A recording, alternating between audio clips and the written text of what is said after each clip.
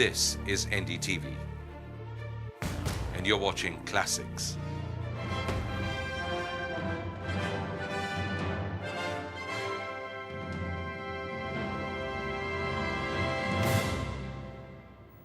Hello and welcome to our special focus on elections on Reality Bites.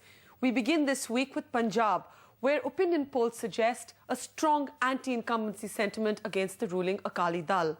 But our report today chronicles the tragedy unfolding in one quiet corner of Punjab, a tragedy whose cause is uncertain and controversial, but one that seems to have been forgotten in every election speech.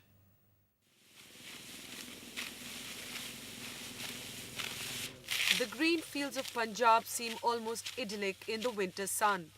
As we drive through the countryside, this could be the picture postcard of economic well-being.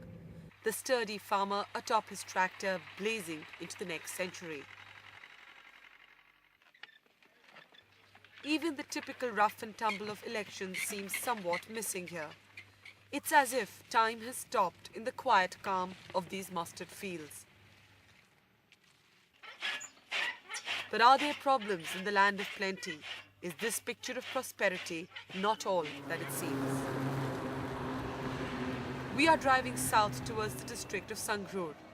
Made up of 8 assembly segments, 11 lakh people in Sangrur will vote in just a few days. Not surprisingly, in a generally lackluster election, every party seems to have found the same theme song: how to give more spine to Punjab's backbone, agriculture. More than 40 years ago, India's Green Revolution was born in these lands, transforming Punjab into one of the richest states in the country. And if proof were needed, it came in the form of steadily rising per capita incomes, which rose from $60 in 1980-81 to $440 in 97-98, well above the national average of $240. In the public perception, this was rural Punjab. Farm tracks paved not just by tractors but by big cars, concrete homes that touched the sky with newly acquired satellite dishes, villages flooded with new money, and of course the snazziest dhabas in the country. Even today we sculpt the landscape for signs of penury so common elsewhere in India, but find none. However, our perceptions will soon change. It's been over 3 hours since we left Chandigarh, and we've now hit the southernmost tip of Punjab, the assembly seat of Lehergaga. It's held by the controversial Congresswoman Rajinder Kaur Bhattal, whose political career has been mired in allegations of corruption. But the reason that this remote cluster of villages made news on the national arena is far more grim. For the past few years, media reports trickling out of Lehergaga suggested that death was stalking this corner of Punjab. According to activists concentrated in this tiny area of Lehergaga and 4 neighbouring villages were the highest number of farmer suicides in the state. 100 suicides, they said, in the last 5 years.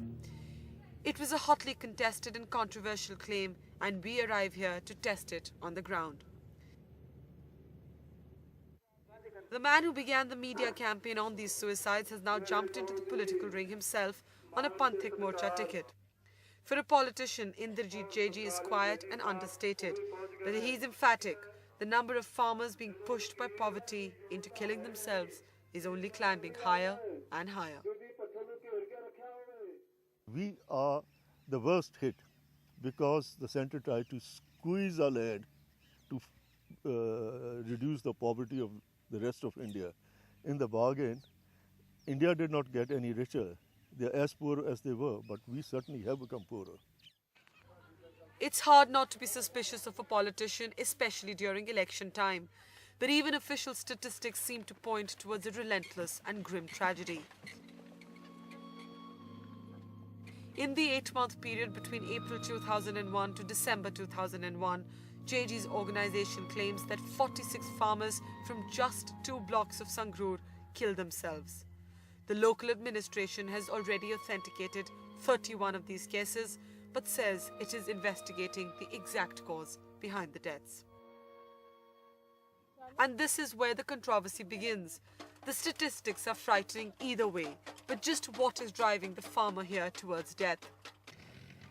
In almost every case, it seems to be the inability to pay back borrowed money. The government's own figures place rural debt in Punjab at least 5,700 crore rupees, and the district of Sangrur has the highest rate of borrowings. But there are those who claim that Punjab's farmer is simply living beyond his means, that the loans he's stacking up is not to feed his farm, it's to maintain his lifestyle. A report commissioned by the state government to investigate the suicides backed this by writing, suicide-hit households generally use loans for meeting daily household needs, marriages and family celebrations, for the buying of consumer goods, alcohol and drugs. It also said that 68% of the victims had unproductive expenditure, 26% were narcotics users, and another 41.5% alcohol abusers. I don't say that the 40 suicides have not taken place. They must have taken place. But then what are the reasons for those suicides? One needs to go into a little more detail and find out the truth. Suicides keep on taking place in all societies. But for what reasons? If that's because of medical reasons, if they're because of social reasons, and that is another matter, and they need to be tackled at a different platform. But if they're because of the economic reasons, certainly the government needs to concern itself and find out an answer to that solution, to that problem. Rubbish, argue others, there are no easy distinctions between economic and social reasons. The fact is that farms simply don't pay back enough anymore. Farmer has been defamed by saying that he's spending too much. He borrows money for his agricultural inputs, for diesel, for pesticide, for insecticide. But what he is not getting is a return from that. So basically he borrows for running the business, but he also borrows for livelihood, for running his family. He has certain family obligation. He has to marry his daughter, he has to marry his children, and there are so many other ceremonies that have to be followed. He doesn't have the money for that. So they keep on saying that he's borrowing for personal ends. That personal ends is because he has no money, he has to keep up that. We head out to the bastis of Lehergaga to see if we can piece together this complex puzzle.